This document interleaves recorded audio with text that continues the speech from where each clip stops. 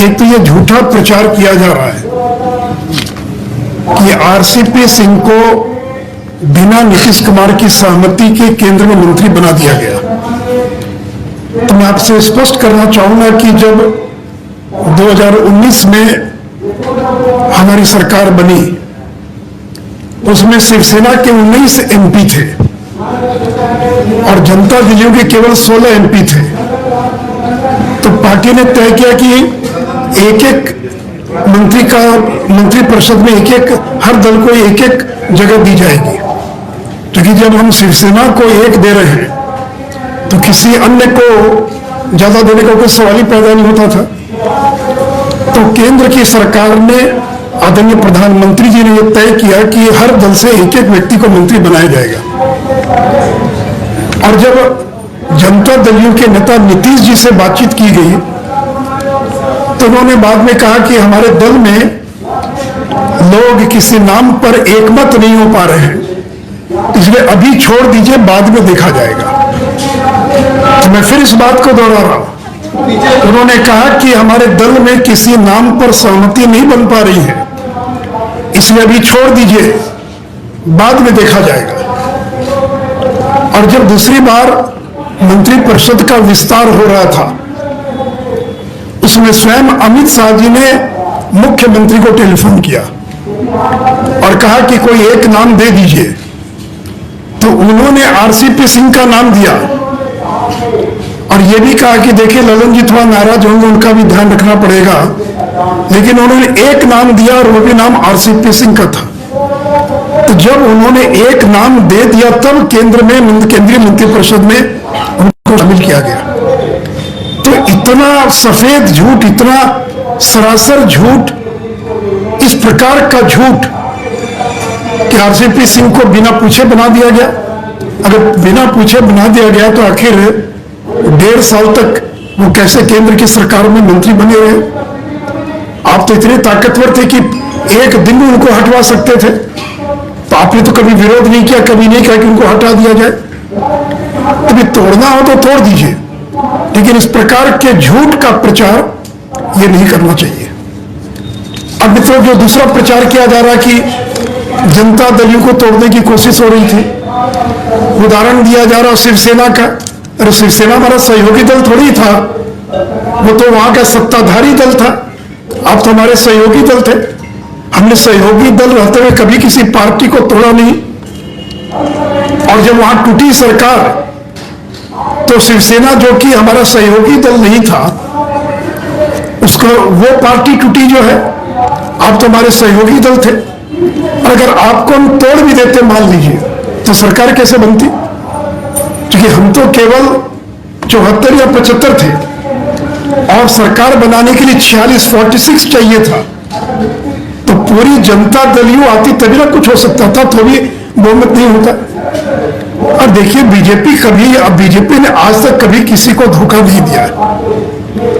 हमने नीतीश जी को एक बार नहीं 5 बार बिहार का मुख्यमंत्री बनाया, 5 बार। राष्ट्रीय जनता दल ने 2 बार बनाया और हम लोगों ने 5 बार बनाया। 17 साल का हमारा संबंध था, लेकिन आपने दोनों बार एक झटके में तोड़ दिया। और मित्रों, मैं आपको याद कराना चाहूंगा, पुराने पत्रकारों को याद होगा, 2005 नवंबर का जब विधानसभा का चुनाव हो रहा था, समता पार्टी में 2 गुट हो गया। जॉर्ज फर्नांडिस, दिग्विजय सिंह, प्रभुनाथ सिंह, ये लोग नहीं चाहते थे कि नीतीश जी का नाम घोषित किया, वो तैयार नहीं थे। और मैंने बिना पार्टी से पूछे मैंने उनके नाम का ऐलान किया कि 2005 में नवंबर के चुनाव का मुख्यमंत्री का उम्मीदवार नीतीश कुमार होगा, और पार्टी ने इस पर मोहर लगाई। तो जिस बीजेपी ने आपको 5 बार बिहार का मुख्यमंत्री बनाया, आपके पार्टी के विरोध के बावजूद आपके नाम का ऐलान किया और आपको मुख्यमंत्री बनाया, उस पार्टी को आपने धोखा दे दिया। देखिए मित्रों, ये जो विश्वासघात है, यह केवल बिहार की जनता के साथ विश्वासघात नहीं है।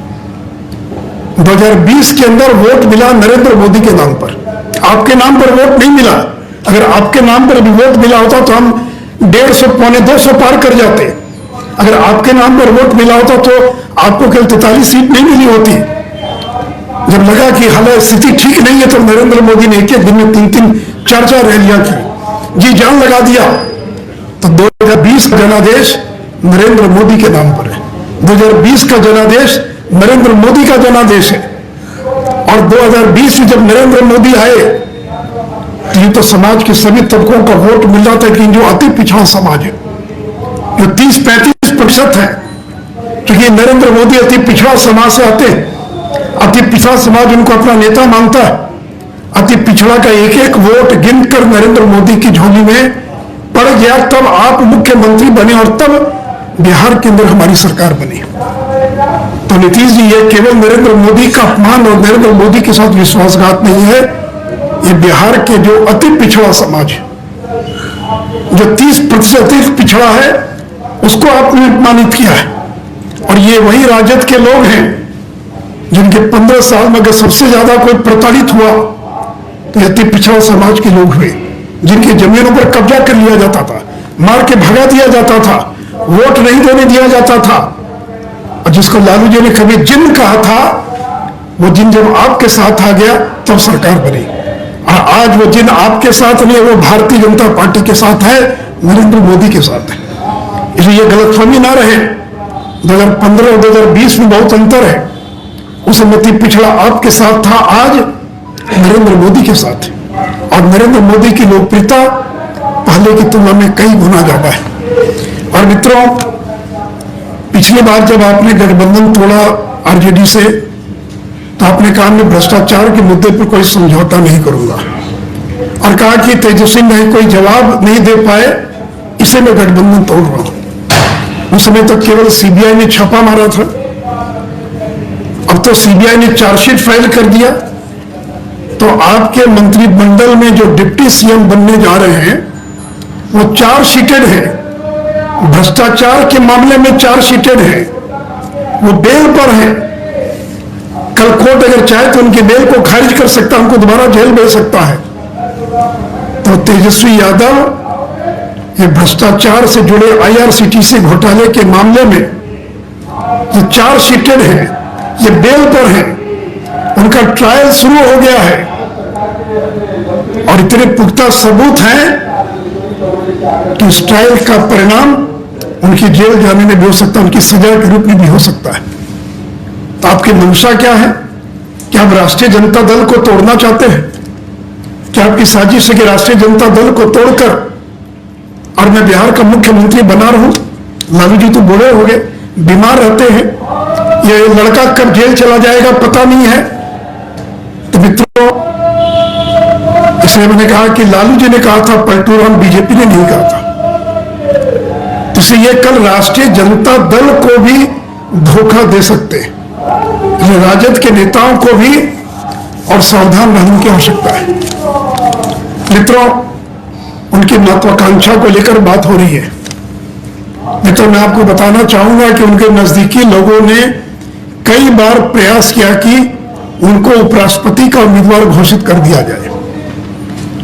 उनके लोग आए, हमारे नेताओं से मिले और कहा कि नीतीश जी को उपराष्ट्रपति बना दीजिए, बिहार में आप सरकार चलाइएगा आप लोग। लेकिन जब बीजेपी का अपना मोहब्बत तो हम किसी दूसरे को क्यों उपराष्ट्रपति बनाते? तो पता नहीं, मुझे शायद यह भी कोई कारण हो सकता है। और मित्रों, नई सरकार बन गई है, आज शपथ ग्रहण होगा और मैं केवल राष्ट्रीय जनता दल को स्मरण कराना चाहूंगा कि तेजस्वी यादव ने प्रेस कॉन्फ्रेंस में कहा था, अपने हर भाषण में कहा था और कहा था कि 15 वर्ष के एनडीए शासन में रिक्त पड़े 4.5 लाख पद भरने के साथ साथ 5.5 लाख स्थायी पदों का सृजन, कुल 10 लाख स्थायी नौकरियों की समयबद्ध बहाली की प्रक्रिया पाली ही कैबिनेट बैठक में पहले दस्तखत के साथ शुरू होगी। तो मित्रों, तेजस्वी यादव को इसी नाम पर वोट मिला, इतनी बड़ी संख्या में सीटों को जीतने में उनको सफलता मिली। तो मैं इनको याद कराना चाहूंगा आज या कल मंत्रिपरिषद के गठन के बाद जब कैबिनेट की पहली बैठक होती है तो आपका वायदा था, हर भाषण में आप जोर जोर से कहते थे कि कैबिनेट की पहली बैठक में और पहला हस्ताक्षर होगा कि बिहार के 10 लाख लोगों को रोजगार दिया जाएगा। सरकारी नौकरी, रोजगार यानी प्राइवेट सेक्टर में नहीं, सरकारी नौकरी दी जाएगी। इसलिए मैं क्या आपको स्मरण कराना चाहूंगा और हम रोज रोज आपको स्मरण कराते रहेंगे कि आपका 10 लाख नौकरियों का वायदा था, आप उस वायदे को पूरा कीजिए। और मित्रों, ने एक और वायदा किया था कि किसानों का कर्ज माफ करेंगे।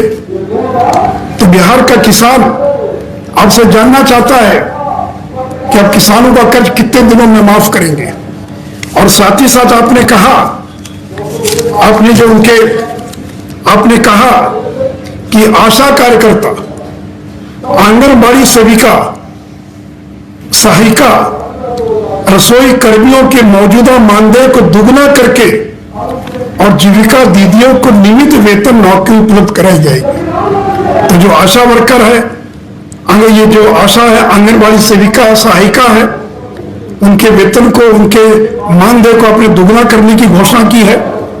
और नियोजित शिक्षकों के बारे में आपने कहा है कि समान काम समान वेतन की नीति लागू की जाएगी। तो मित्रों, मैं उम्मीद करता हूं कि आपने जो वायदा किया था उस वायदे के अनुरूप, क्योंकि डी फैक्टो चीफ मिनिस्टर तो तेजस्वी यादव है, नीतीश जी तो केवल जिसको टिटुलर हेड कहते हैं वो दिखावे के मुख्यमंत्री होंगे। उनकी संख्या 80 है, आपकी संख्या 45-46 है। और लालू यादव के काम करने का तरीका क्या सब लोग जानते हैं। तो दिखावे के मुख्यमंत्री रहेंगे नीतीश कुमार और असली मुख्यमंत्री होगा तेजस्वी प्रसाद यादव। तो मित्रों, केवल कि मैं जो उन्होंने वायदा किया था उस वायदे को याद कराते हुए और अंत में केवल कि बीजेपी ने कोई कसर नहीं छोड़ रखी थी कि अगर कोई शिकायत है तो हम आपकी शिकायत दूर करने के लिए तैयार हैं। 2 बार धर्मेंद्र प्रधान आए, उन्होंने कोई शिकायत नहीं की, नहीं सब ठीक चल रहा, कोई दिक्कत नहीं है। और ठीक सरकार गिरने के एक दिन पहले हमारे पार्टी के एक बड़े वरिष्ठ नेता ने दिल्ली से फोन किया कि नीतीश जी सब ठीक तो है? बोला सब ठीक है, कोई दिक्कत नहीं है। तो पूछा कि ये ललन सिंह का बयान आ रहा देख रहे हैं टीवी पर, तो कहा कि जैसे आपकी पार्टी में गिरिराज सिंह है वैसे हमारे पार्टी में ललन सिंह है, आप इन बयानों की चिंता मत कीजिए।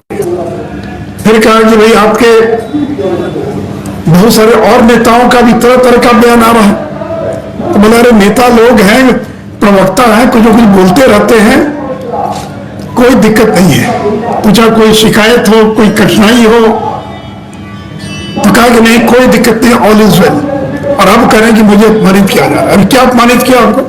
आप ही बता दें क्या अपमानित किया, बताना चाहिए ना, एक शब्द बोल देने से तो नहीं होगा। तो मित्रों, अब तो सरकार बन गई, पार्टी ने जो कार्यक्रम घोषित किया उस कार्यक्रम के अनुसार हम काम करेंगे। ये पहली बात कि ये नरेंद्र मोदी का अपमान है, ये बिहार के अति पिछड़ों का अपमान है।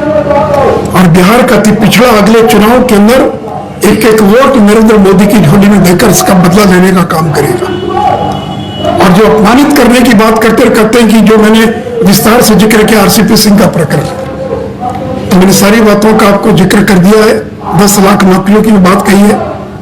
तब देखिए आगे आने वाले दिनों में नई सरकार किस तरह से काम करती है। तो मित्रों, इतनी बातें मुझे कहनी थी कुछ।